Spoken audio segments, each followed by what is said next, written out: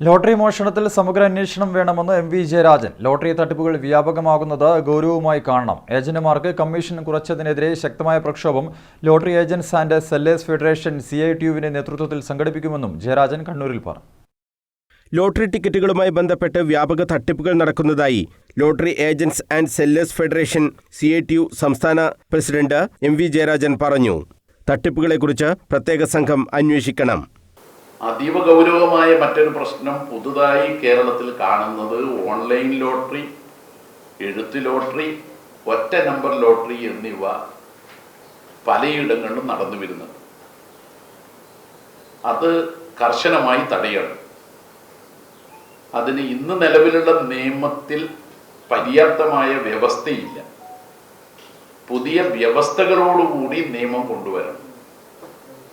അത് നേരത്തെ തന്നെ ട്രേഡ് യൂണിയനുകൾ ആവശ്യപ്പെട്ടതിനെ തുടർന്ന് തത്വത്തിൽ സർക്കാർ അംഗീകരിച്ചതാണ്.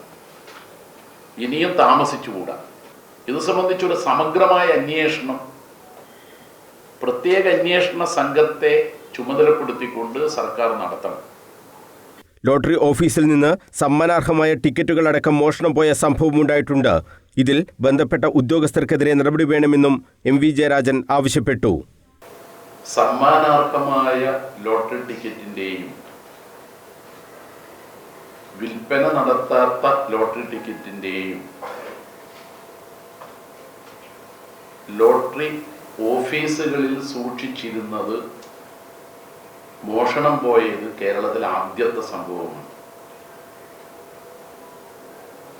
ഇത് ലോട്ടറി തൊഴിലാളികൾക്കും ഏജന്റുമാർക്കും വലിയ നഷ്ടമാണ് ഉണ്ടാക്കിയത്.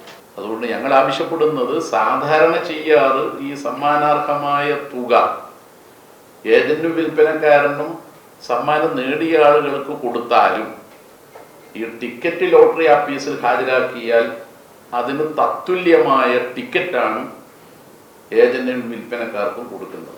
ഓണം ബമ്പർ ടിക്കറ്റിന്റെ കമ്മീഷൻ വെട്ടിക്കുറച്ച നടപടി പിൻവലിക്കുന്നതുൾപ്പെടെയുള്ള വിവിധ ആവശ്യങ്ങൾ ഉന്നയിച്ച് പ്രതിഷേധം സംഘടിപ്പിക്കുമെന്നും ലോട്ടറി ഓഫീസുകളിലേക്ക് ആഗസ്റ്റ് 5, 6 തീയതികളിൽ മാർച്ച് നടത്തുമെന്നും എം.വി. ജയരാജൻ പറഞ്ഞു. News bureau, Kannur.